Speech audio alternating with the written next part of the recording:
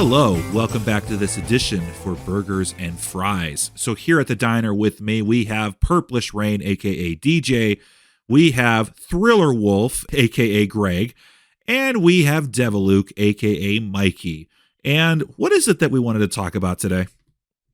Talking about concerts we've been to. So yeah, we are definitely going to be talking about our favorite concert experiences. And be forewarned, folks, this could be a long one. So if you do enjoy listening to us, great. If you wanted a shorter episode, that's just not possible. But if you like what you hear, please leave a like and subscribe and consider joining our Discord server. Links in the description below. So let's start with our first concert experiences. So who'd like to start? I can start real quick. I kind of have different definitions, but I'm going to talk about what I consider my first real concert. It was the Doobie Brothers back in, I want to say this was summer of 2015. Jesus is just all right with me. There's a town called Blue Ash, and every year they do something called Red, White, and Blue Ash for 4th of July, and it was a free concert, and the place was packed, and it was a pretty decent concert, I would say. Well, my first concert experience was to see Seal in 2009. Ooh. How was that? I'll put it this way: when he walked on stage, my heart was just pounding. You really wanted that kiss from a rose, man. I get it. I'm not gay. But if you were, I'm not. It's okay, man. It's all right. I guess mine would technically be way back in 2014, where I saw Hatsune Miku in the Nokia Theater in LA. And so that's interesting. So a J-pop artist coming to LA, how packed was the crowd? Back then, it didn't really sold out because she was very, very, very underground. And I remember I got like almost front row seats. And I do remember that they don't do this anymore, but they had like a little Halloween party. I've been to the Nokia Theater. I know the place you're talking about. It's at the same location in LA Live as where Staples Center is. So if you do it right, you could literally go to a Kings game and then go to a concert across the street. So that's what's really neat about that location. oh, that's cool.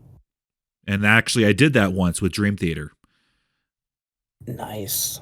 So I'm going to go with my first experience. And believe it or not, my first ever concert experience was the Newsboys and Rebecca St. James in 2004.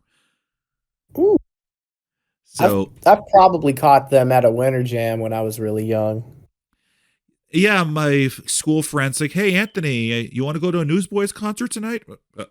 Yeah, I'll go see him. And this is way before Michael Tate, long before the current incarnation of the band as we know them now.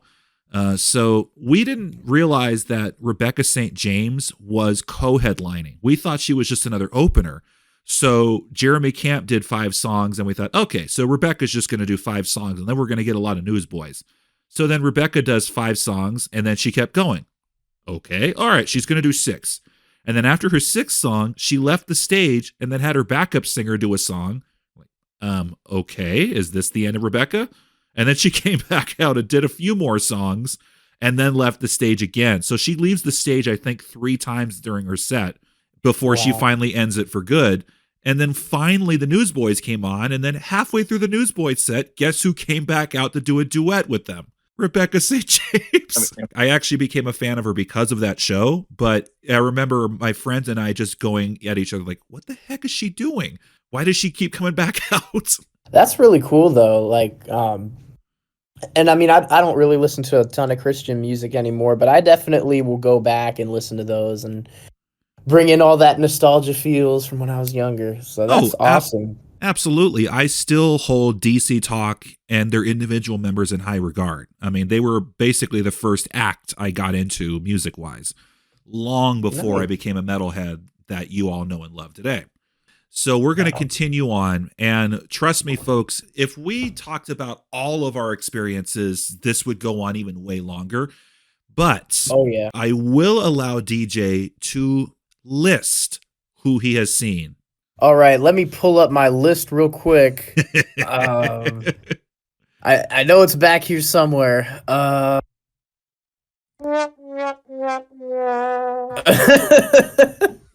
Actually, I could just pull it up real quick on the computer. Um, Caught me by surprise. And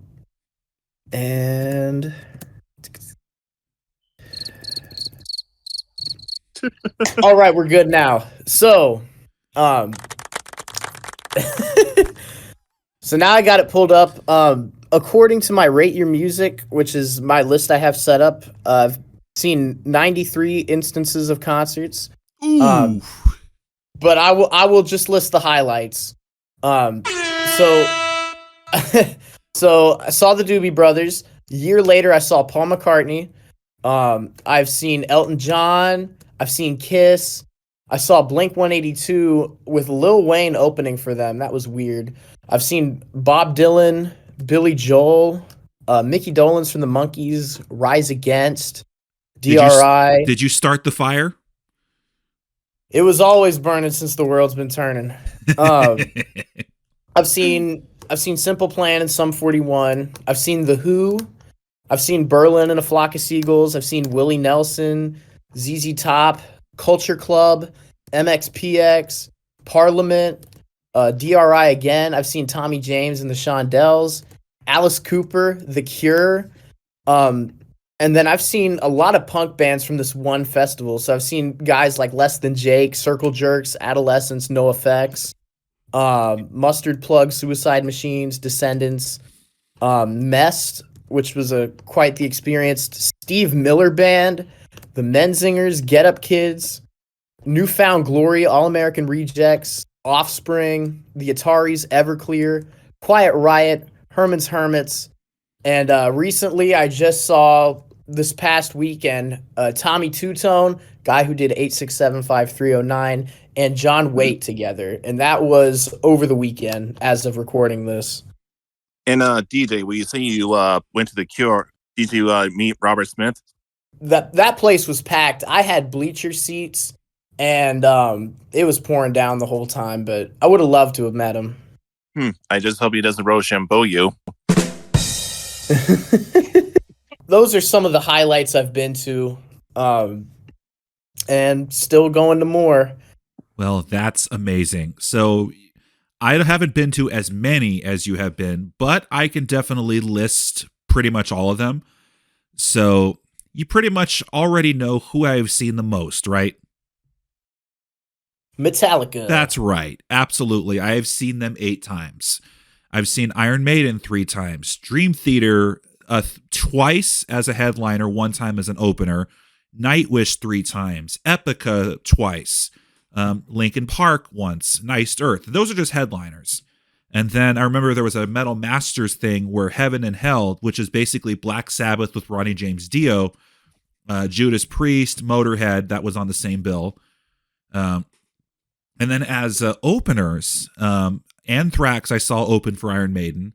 I've seen Sabaton. I've seen Lamb of God, Machine Head, The Sword, Testament, The Agonist, Flesh God Apocalypse, Scars on Broadway, Revamp, Trivium, Insomnium, Arcona, Elantris. And if there's a bunch of bands you've never heard of, we get it. It's not your music. That's fine.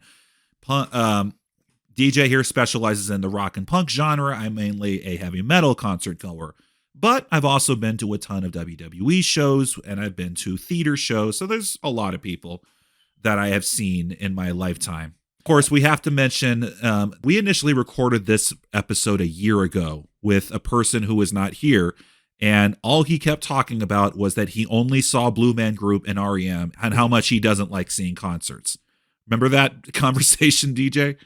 Oh, that was funny. That's funny looking back. Just because of the way that recording happened, I was just like, don't really want to release it. But DJ really pushed for this one so he can talk about some of his favorite concert experiences. And we've whittled it down. Hopefully, we have whittled it down to our top 5 best and maybe a couple of our worst.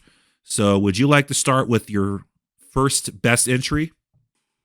Yes. So I will kind of start this one out with DRI, especially the first time I saw them. For those of you who don't know who DRI are, they a more famous band from that genre would be like Suicidal Tendencies. And this was probably the gnarliest show I had been to up to that point. It was exactly like a hardcore show from the 80s. We had gone there. There was like 5 opening acts. They don't come on until about, it was probably 10:30, which is pretty late for any band to start. From 10:30 up until about 12 was probably one of the most violent shows I've ever been to. That whole place was just an entire mosh pit the whole time. I got kicked in the jaw at that show. Ooh. Um, my Oh my boy. friend, she almost got a concussion at that show. That was crazy. Wait, you got kicked in the jaw and and someone almost got a concussion, and that's one of your best experiences? It was so fun. Like just the energy of it. Um, like it was just a certain kind of vibe, and it was just awesome. I don't know how to describe it. I think it's just the energy from that room. They turn on the lights after their last song, 5-year plan, and this bald guy giving me a fist bump. He's like, "You did great in the pit, man." I look at him; he's bleeding from his eye. I'm like, "Holy shit!" Um, and Jeez. so that's a very memorable experience for me. You know what? That's cool. I mean, I'm definitely going to be talking about some of the violent experiences, but they were not good experiences for me, but we'll get to them. Um, but I do love the culture and I do love the camaraderie that in those pits. You can tell these people are not actively there to try to hurt people. You're just there to slam dance and have a good time. The good ones, they actually help the hurt up. Yep. So Yep, they always pick you up. yeah, that's cool. Like, I'm totally good with that. It's not what I like to do at shows. I prefer to be up front on the rail, but I totally get why there's people who enjoy that thing. But anyway, so my first entry here is going to be Metallica in Ontario 2008. So I was reeling off a disappointing experience I had in Tucson, which I will get to. It turned into, oh my God, this is the most amazing experience ever. And yes, I was on the rail for the first time. So if it's your actual first experience on the rail, you're going to remember it. And this time, nobody had to worry about people behind me pushing or shoving. Nobody behind us was trying to pull us off or take our spots. And if there were any drunk a-holes in there, the security team handled them really well. I think I had one crowd surfer the entire night, and he was dealt with. Oh, wow. The crowd was safe enough for a small kid to be near me on the rail.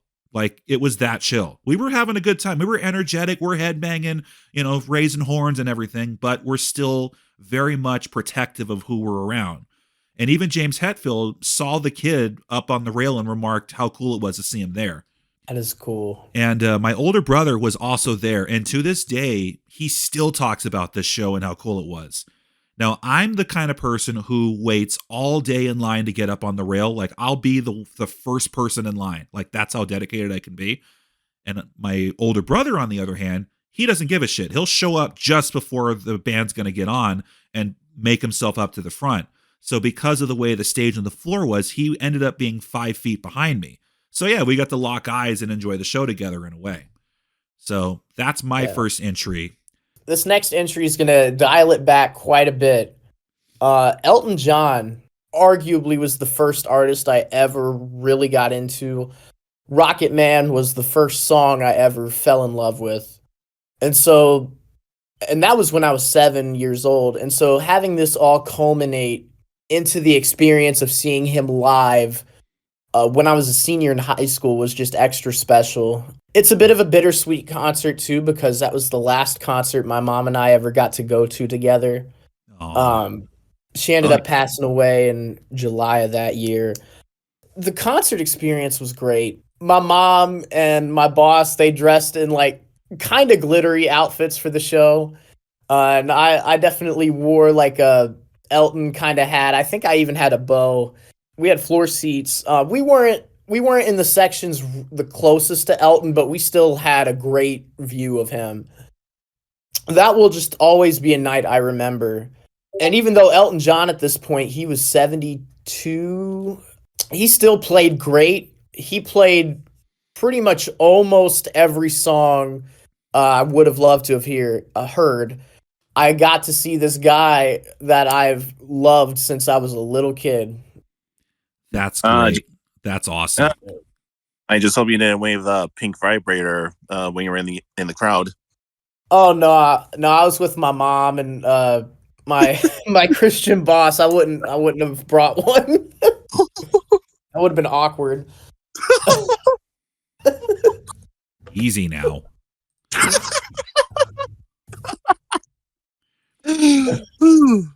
Coming from the guy who got really uncomfortable when he thought he was on the receiving end of a gay joke. Very funny.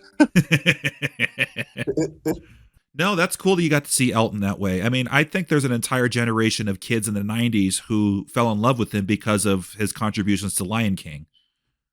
Oh, yeah. So next experience I'm going to list, it's going to be a co-headline between the band Epica and Lacuna Coil. So this would have been 2017 in Santa Ana. And now this time, unlike the Newsboys and Rebecca St. James, I knew that they were co-headlining. So I knew they were both going to do long sets. Did the VIP thing with Epica, so I got the t-shirt, a flag, and some other goodies, and then the meet and greet. And I remember telling the guitarist and main songwriter Mark Jansen how much their last two albums made me a fan. And he said, well, wait till you hear the next one. And Wow. Lacuna Coil went on first, and because I was on the rail, I even got to high-five their male singer when he extended his hand out for me to do so. And Lacuna Coil, they played a set consisting of a lot of songs I loved and wanted to hear. They did it so well that I ended up jacking up my neck and being sore before Epica even got on stage. So my neck was already bad halfway through the whole show. And I had to endure all of Epica's set, who also did a really killer set list. And I just had to power through my stiff neck and just went wild even more. So, and they did it. Like, they managed to get me to release even more energy when I didn't think I had. And this was also around the same time as the divorce I was going through. So this was the show I needed for just a huge release. And it gave me that. So, and the other cool thing is Epica's singer, midway through the set, she was given a beer by maybe a stagehand or whatever. And because she said she didn't like beer, she didn't want to drink it. She basically handed me the beer in the crowd, and I finished the beer for her. Oh, that's awesome. So that whole show, I was basically interacting with Epica from the rail. It was great. That's awesome. And that's the things that you get to do when you're on the rail. Like they do look at you. People don't realize that when you're up front like that, they do interact with the crowd that's right there with them, or they feed off of that. Oh, yeah. This is kind of similar to the last entry that Coyote just had. This is a group called Mest. They were around during like the 2000s pop punk boom, but they didn't necessarily get as popular as bands like Good Charlotte, but they were of that era. Little did I know, I bought VIP and didn't even realize it. And so I actually ended up getting to hang out with the guys from Mest before and after the show. And that experience itself was just really killer. I got to hear them do sound check, which I never have done that before. I haven't since. And then after they got done with the sound check, and they were talking to us, and they were like, "Yo, you guys want to hear some stuff off our new album?" I was like, "Fuck Nice. yeah!" And so we ended up kind of going up to where their dressing room was, and they played us some bits off of their new album. Still hasn't came out yet, but I know they're doing a European tour, so I think it'll come out within this year. But outside of that, like, the concert itself was great. I got one of my CDs autographed by Tony Lovato, the main singer. And I got a picture with him, but just that whole experience was just really cool. Like, you got to get a little bit of the piece of what goes into a band. That's good to hear. So the next one I'm going to put is going to be Nightwish. Now, speaking of soundcheck, now that you brought that up, I can tell you a time when I did get to hear the bands do soundcheck, because one of the shows in LA Nightwish did was at the Greek Theater, which is an outdoor venue. So if you're there early enough, you heard their soundcheck, because how can you not hear it outside? Yeah. And then their opening band, Delane, for whatever reason, their sound check came way late. So they started doing their sound check as people were allowed to go inside and take their seats. So, and then Delane came on about 20, 30 minutes later and then did their actual show, which was an opener. But anyway, the show I'm talking about for Nightwish was in Anaheim in 2018 when they did their Decades tour. So they were doing a tour celebrating 20 years in the band. So they did a set list that had a lot of old songs from their earlier albums that they hadn't been playing in a long time. So I got to hear a lot of their old hits from their first singer, which was a really nice experience. And then again, did the VIP meet and greet. And then I actually got to mention the previous experience that I had with their lead songwriter, Tuomas Holopainen. So in the LA show, which is a few years prior, we spotted Tuomas outside the Greek Theater. He was escorting his girlfriend to his car or whatever, and he kindly took a picture with me and my wife at the time. But before we could even say thank you, he darted because all the other people noticed him and then tried the same thing. So at the meet and greet, I got to formally thank him 3 years later and said, "Hey man, at the Greek Theater, you took a picture with me. I didn't get to thank you." And he I don't know if he meant it or not, but he said, "Oh yeah, I remember that. Yeah, you're welcome." Cool. That is awesome. Yeah. Told their bassist how much myself and my nephew loved his band Tarot. And then again, I'm on the rail for the show, so I'm front row, which is always an added bonus. And that you can kind of get the idea, folks, that I'm not much of a mosher. I prefer to be front row, jamming it with the band, or in the back listening. I don't really want to get punched or kicked in the crowd per se. Yeah, I understand that. I am a bit of a mosher though. I go hard. Go for it, dude. Especially in hardcore punk shows where it's expected. Like, yeah, go for it. Oh yeah. This number 2, I would definitely say is number 2 for a reason. And this was the first time I saw Sum 41. And Sum 41 to me are kind of like how Metallica are to Coyote. They're my favorite band. Sum 41 came on from the jump. It was like this just feeling of, oh shit. And they start out playing Motivation off of All Killer No Filler. And that whole place, kind of like the DRI show, was just like just not entirely a mosh, but it definitely, like, the mosh pit started right there. Oh, you can't go wrong with anything off Chuck or All Killer No Filler. Though that's probably my favorite 4-album run from any band, and like I listen to those at least once a week still. Those were all of the songs that they played, because even though they had newer stuff out, that whole set list was just stuff from those albums and a little bit from Underclass Hero. Oh, they knew what their fans wanted to hear. They got it. Oh yeah, they sure did. And one memorable mosh experience from this show, and this did happen the second time I saw them, was they played We're All to Blame.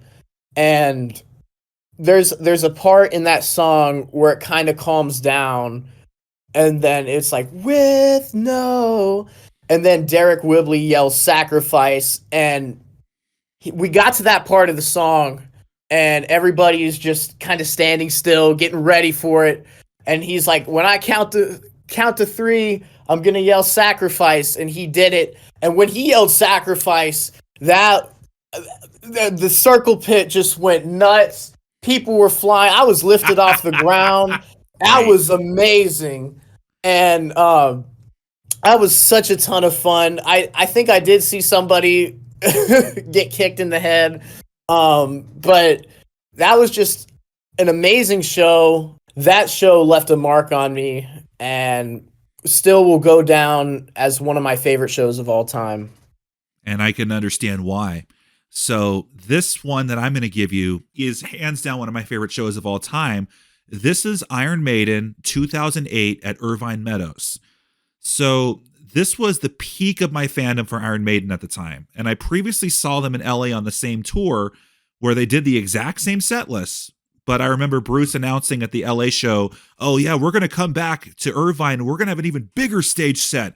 And we're going to do the Eddie from Live After Death. We're going to have that on our stage. So, oh shit, I want to see that. because they were doing a recreation of their famous Live After Death album. So their set list in 2008 was almost all of their 80s hits. It was like exactly what the crowds wanted to hear. Oh, that's And lovely. And again, it's an outdoor amphitheater, and I got a really, really good lower level orchestra level seat that was 6 rows away from the small pit up front. And I'm going to give you an idea how close I was to the stage.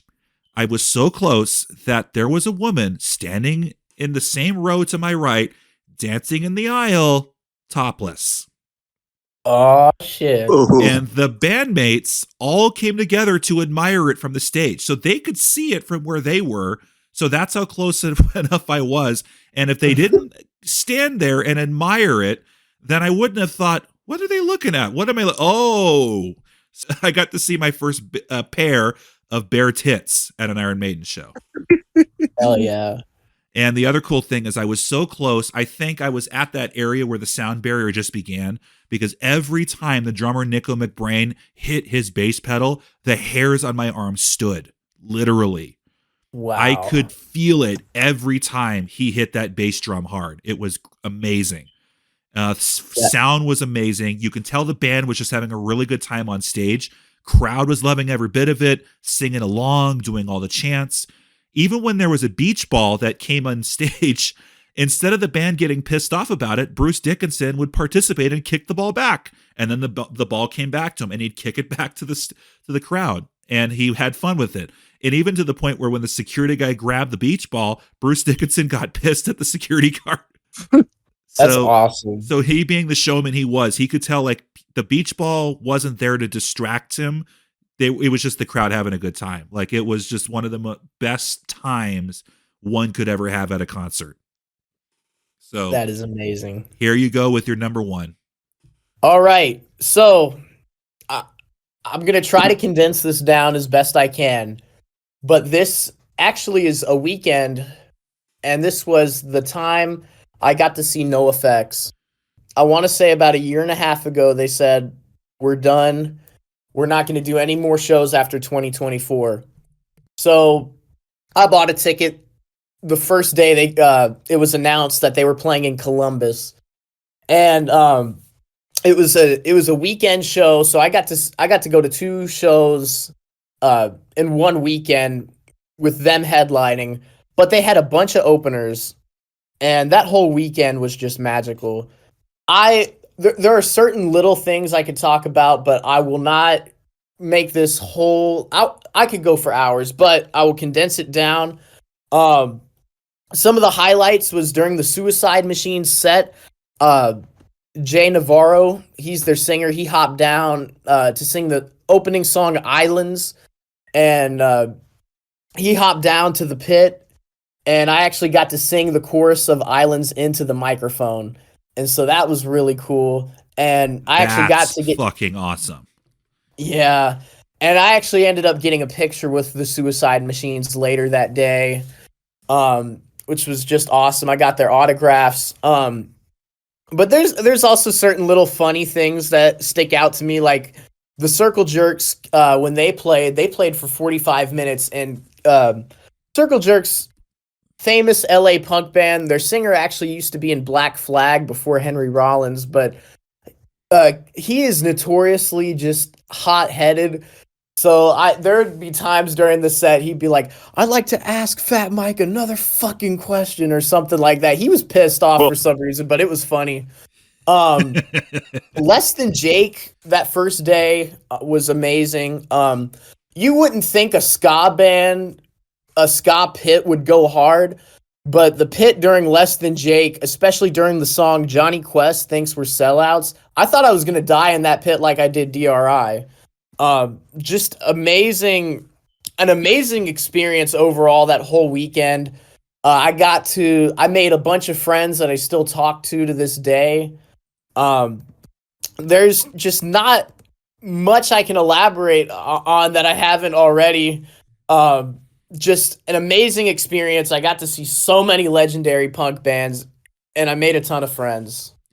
No, that's freaking great. I remember at the Epica show, that when Simone Simon started doing the song for Unchained Utopia, she started singing the first few words, and then I started doing Unchained, and then she heard me and then put the mic toward where I was.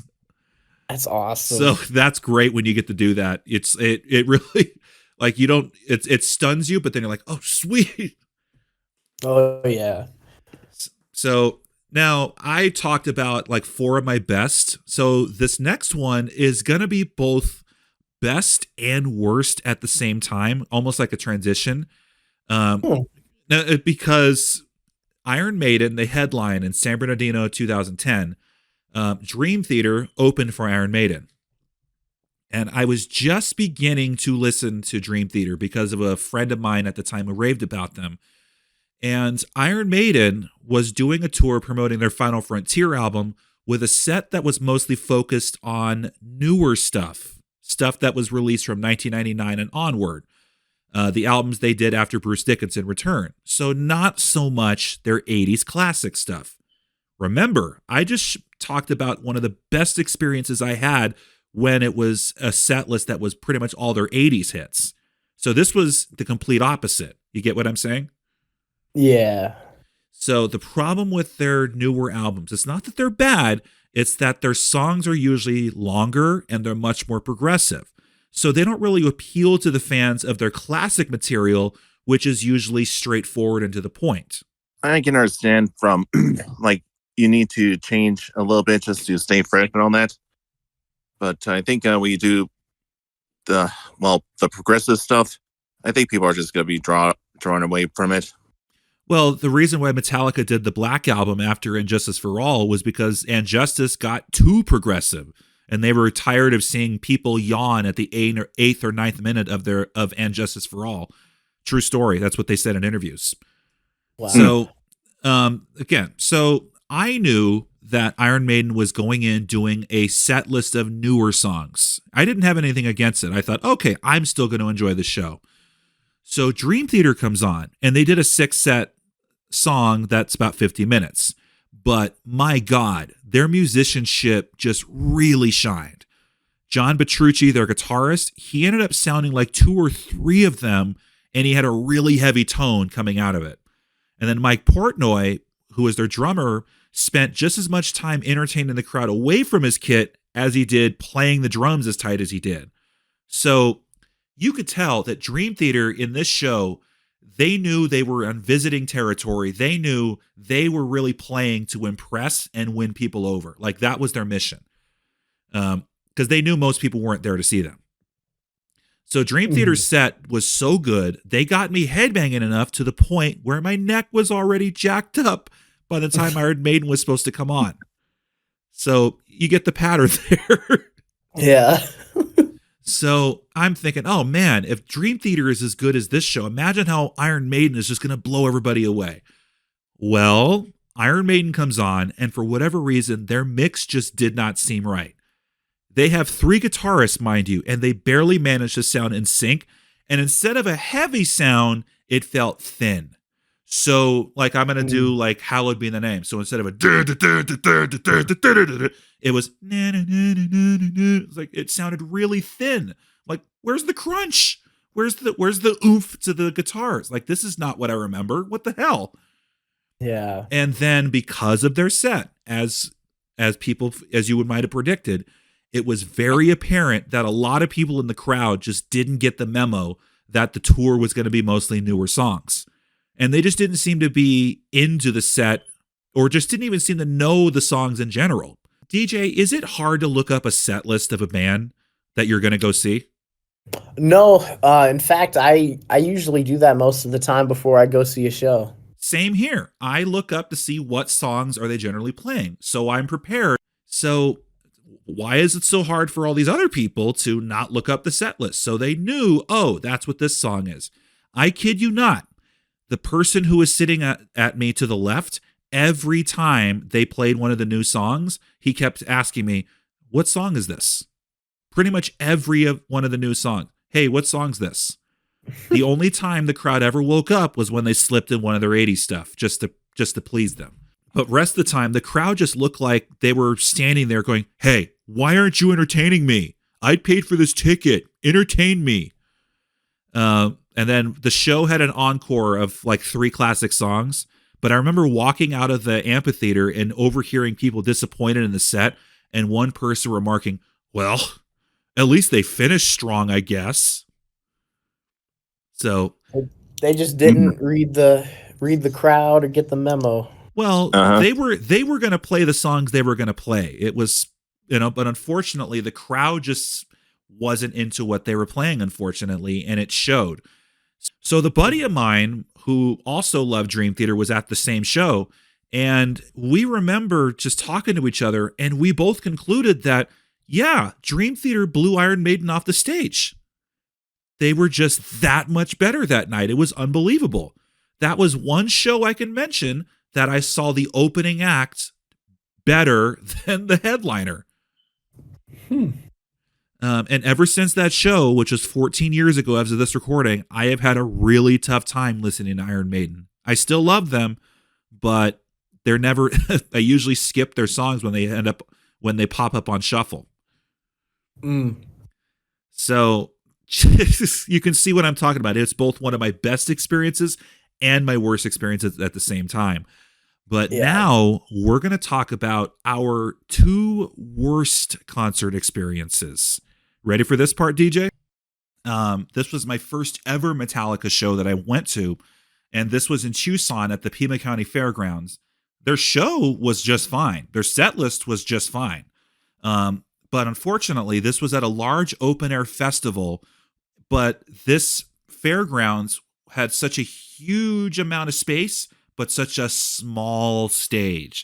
Like, imagine a stage the size of what you would see at a small club played in front of 30,000 people.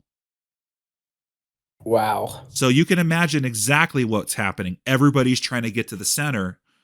So it caused a lot of people to just push and shove. I mean, if you think that, oh no, this is moshing, this is slam dancing. No, this was people legitimately pushing and shoving each other out of frustration. The crowd wasn't even interested in what was being played. Scars on Broadway was opening, and I had no idea what they were saying. I had no idea what they were playing because I was too busy worried about the fucking crowd. They were more interested in shoving, pushing, throwing shoes everywhere, throwing beers and soda cans everywhere. And then, of course, they kept crowd surfing, even when there wasn't a fucking band on the stage. Wow. So I had my head and face kicked by these idiot crowd surfers multiple times. And because the people behind kept shoving and pushing, it kept causing the crowd to sway, and you had to hold yourself up as much as you could. And one person even grabbed my long hair to hold on to so they wouldn't fall. And in hindsight, I should have punched him, but I didn't want to get kicked out. But it was so stressful enough because of that when I went to the motel afterwards, that I remember brushing a lot of hair that fell out that night. Oh, that sucks. It was that bad. And again, I remember before then thinking, oh man, it's going to be just like the festival crowds in Europe. People are going to sing along. They're going to do the chants.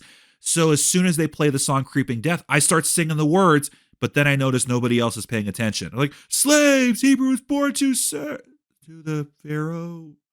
Why isn't anybody else singing? And it was so apparent that even James Hetfield was heard saying to the crowd, hey, are you guys okay up front? Like, even he could tell that the people up front were just miserable because of all these idiots behind us. And then I remember being halfway through the set, and I just said, fuck this. And I made my way back to listen to the rest of the set. And I remember fan club message boards all agreeing, like, yeah, you know what? There usually is a little bit of swaying and a little bit of pushing in these general admission crowds, but this was too much even for a crowd like that. And, that's crazy.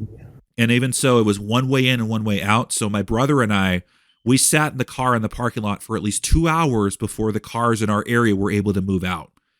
So it was just a really poorly handled show put on at this fairgrounds. But hey, I got to see Metallica that night. At least you got to see Metallica. That's all that matters. But that does suck regarding all that. You can now understand. You can understand why I'm not much of a mosher now. Yeah. Yeah. So I would say this was the the scare. I would say this is the worst, but more in the fact that it was the scariest concert experience I've been to. And this was also here in Fort Wayne, so maybe that just tells me some stuff might go down if I go to a concert out here. But this was for a band called the Menzingers. Again, kind of like Raging Nathans, they're more known in punk circles. Although they have played shows with No Effects, so they're, I guess, on that, maybe not on that level, but at least like in that circle. So this was supposed to be the first show that my drummer and I were going to see together, and so for those of you who don't know, I'm in a band myself. We don't have a name yet, but we play a lot of like pop punk kind of punk stuff. And so my drummer, who I had just started to become acquainted with the month before, was like, "Hey, there's this show, Menzingers. You want to go?" I was like, "Sure, I'll go." And unfortunately, during the set of the opener, my drummer had a drink, and we're just talking. He was drinking a little bit, and he comes over. He whispers to me. He's like, "Hey, man, I'm sorry. I think I gotta head out." Within not even a second later, fell to the ground, hit his head on the concrete floor. And that was scary because he wasn't trying to mosh or anything.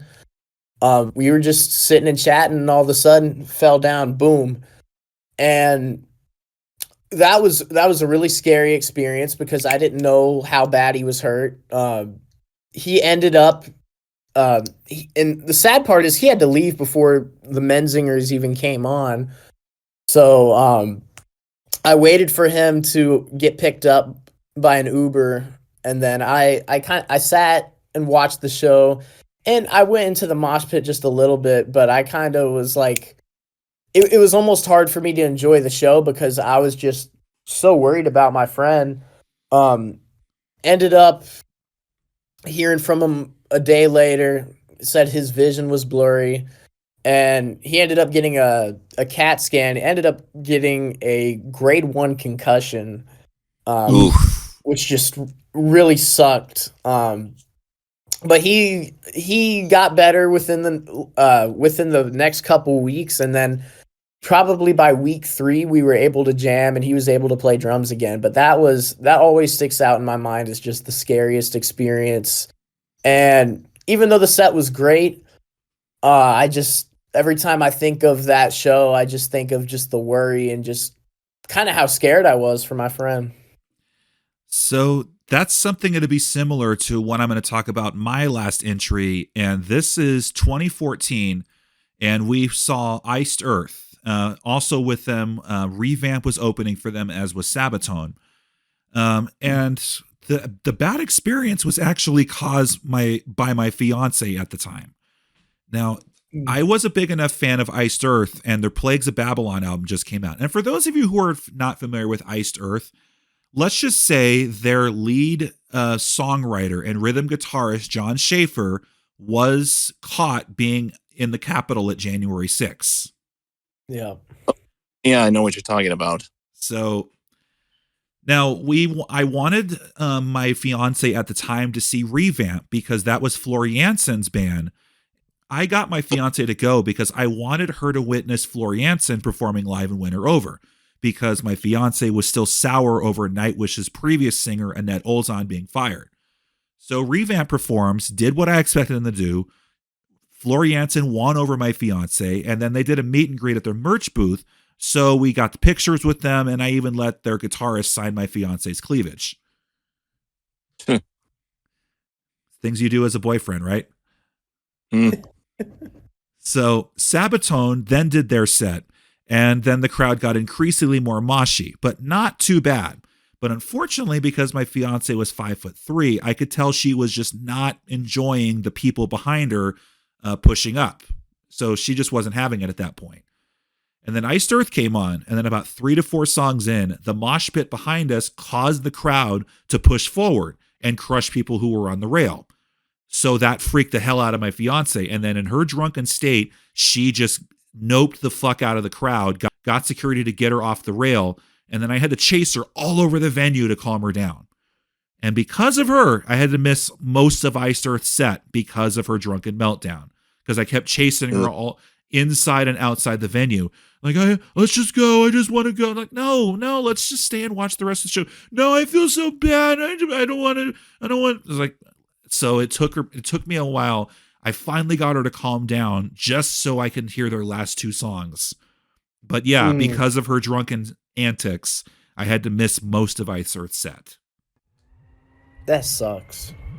Indeed. Yeah, it does. Good thing the tickets weren't that expensive for that show.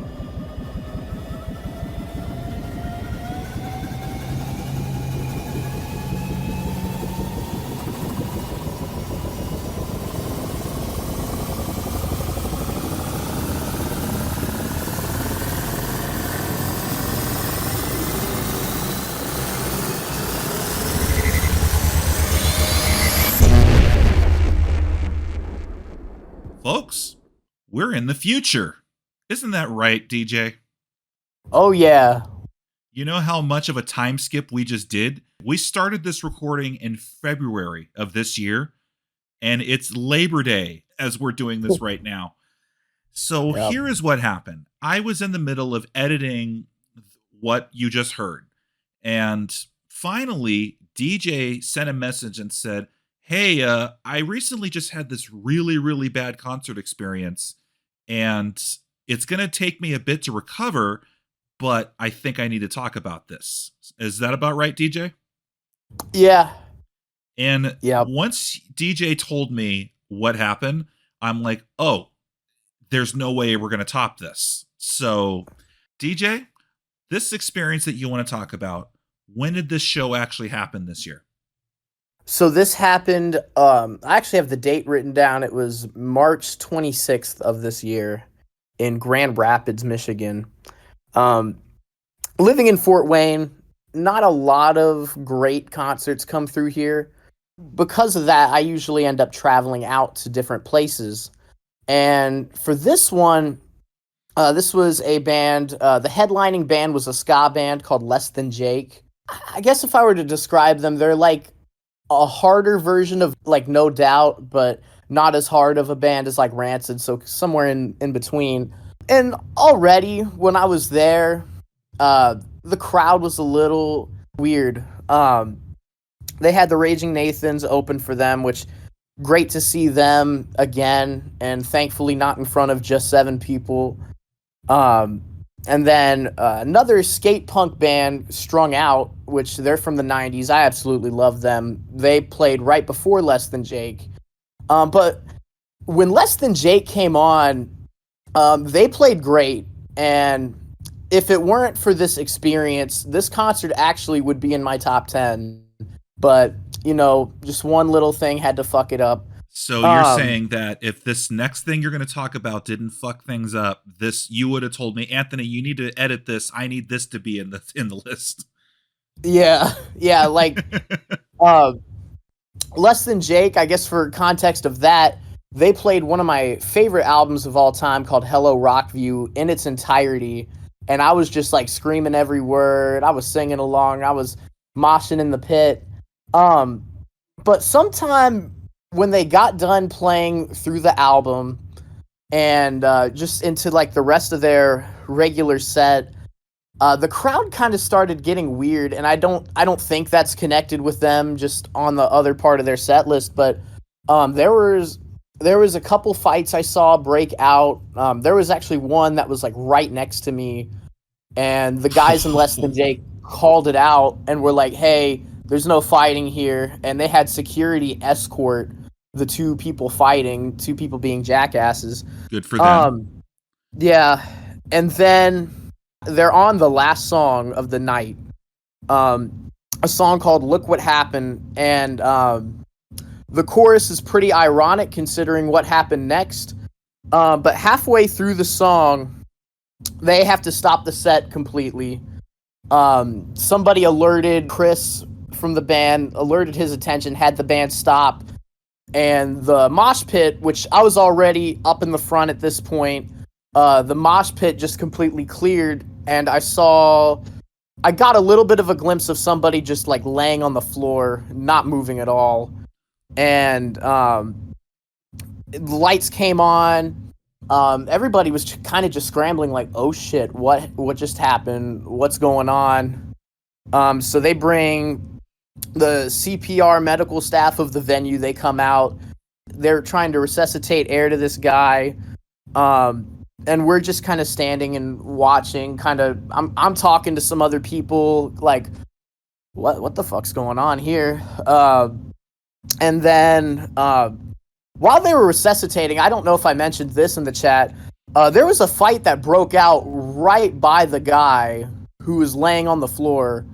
So there was a second fight, and of course those two asshats got dragged out. Wait, there's a fight as they're trying to resuscitate this guy? Yeah. So I was looking back and I just saw it, and it was like two random guys just started swinging on each other out of nowhere, and I don't think it was related, but it was just like, of all the times you're gonna break into a fight, you're gonna do it as this guy is fucking dying, basically on the floor, and they end up telling everybody to leave. They said, "Show's no more. You have to leave." So I stand outside. I'm talking to a couple other concert goers that are there. They're older than me, and we're just kind of talking. And I think it's the same two guys, or maybe it was another group. But I just saw two people fly out of the venue doors and are like swinging on each other. And I mean, this was really stupid of them because there was already 8 police cars outside. And so I saw them immediately get put into handcuffs.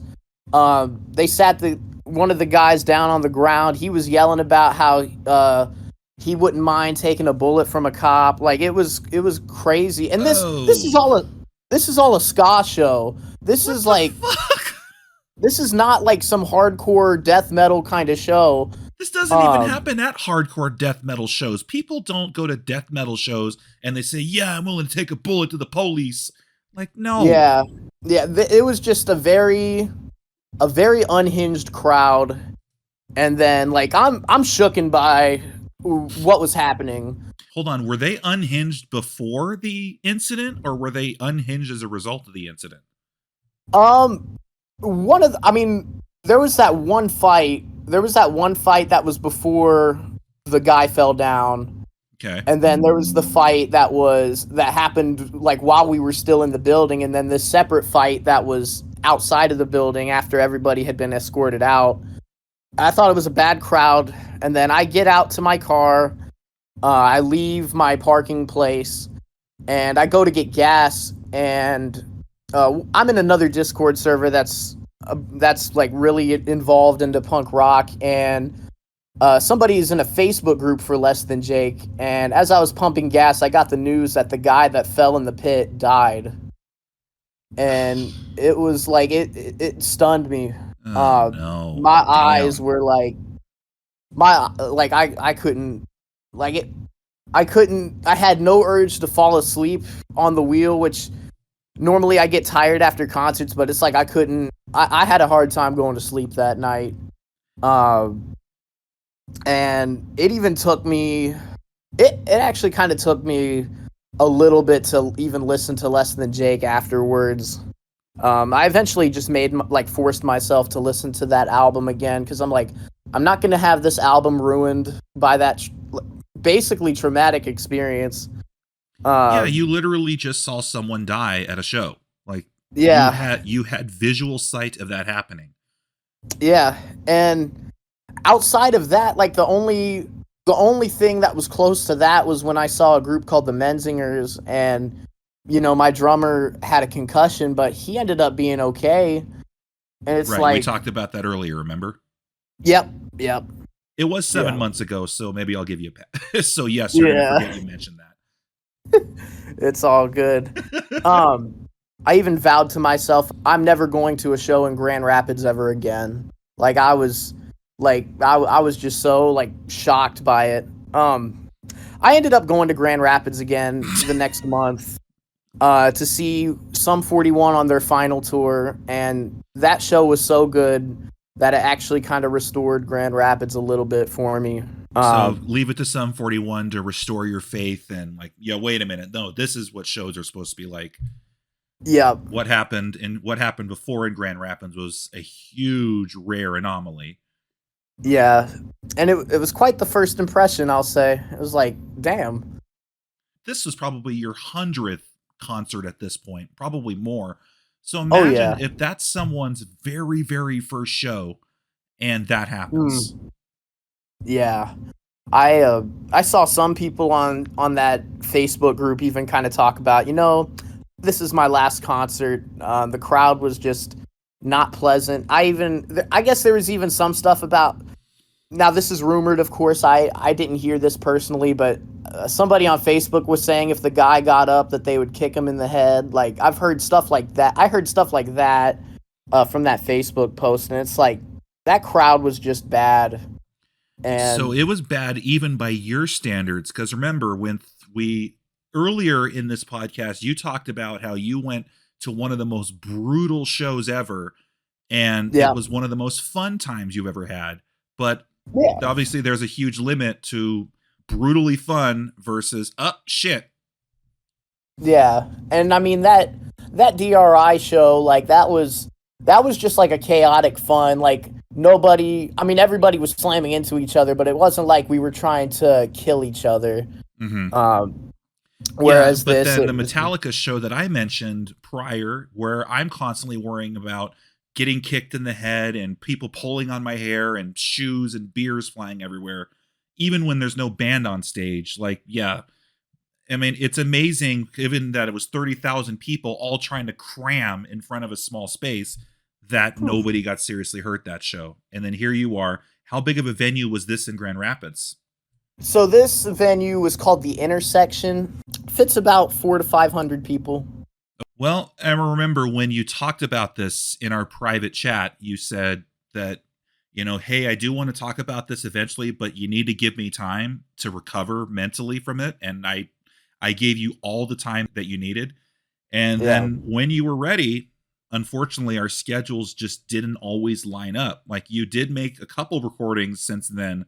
Like, you were with me with the Nickelodeon one, which was a great recording. But we were always talking about, like, man, I want to finish this one. We got to get this one down. And I'm very happy that we finally was able to do it. So is there anything else that you want to say about this last experience before we start wrapping this up? I will say, as somebody who's gone to a lot of concerts, that is not the norm. That was just a rare freak accident, and I would still encourage people to go to shows. Usually when somebody dies at a concert, it makes the news. Like some of the most infamous concerts ever, like Altamont, was when somebody died. People died at Woodstock, and it's still regarded as one of the best concerts ever. When I saw The Who in 2022, that was the first time in 43 years they played Cincinnati, because the last time they played, 11 people got trampled to death. That's right. Was that the show when people heard the sound check through the doors and they thought the show was starting, so they literally stampeded themselves in there? Yep, that's what happened. Cincinnati, your old stomping grounds. Yep, I even knew people who actually knew some of those 11 people, and it was crazy, very humbling experience to like go to that. Also, it was also that show specifically, like, it was a very big tribute to all those 11, and it was a very humbling show, and it kicked ass, of course. Yeah, and the unfortunate part is this is being recorded just after the news of Johnny Gaudreau, nicknamed Johnny Hockey, who is a NHL star that got killed in a drunk driving accident. He wasn't driving, he was riding his bike with his brother, and some asshole drunk driver ran him over as he was trying to overtake a car on the right side, because they were trying to overtake this car that was trying to give them room. So life tomorrow is just not guaranteed, unfortunately. And it Right. sucks that happens to Ohio of all places. Yeah. And in Michigan. But so thank you so much for listening to this recording. I mean, this extended addendum was something we always wanted to finish off with, and we're finally happy that we got this done. Now, one of these days, Purplish Rain, aka DJ, what we are going to do is we're going to have a nice sit-down chat, and we're going to talk about what we love about punk and heavy metal, talk about its similarities and its differences, bring up some great example for anybody that's trying to listen and get themselves into that scene. Because punk and metal used to have a big rivalry, but nowadays we're like, no, compared to what else is going on, like punk and metal, that's what I'd rather be listening to. We're bros. That's how right. That's how the genres are. We can totally be bros. Yeah. So stay tuned for when DJ and I do talk about that subject. It will be another long podcast episode. But when DJ and I want to talk music, we can go on forever, and that's just what happens. So with that said, the diner, after 9 months, is finally closed. I'm Desert Coat 22. Thanks for listening.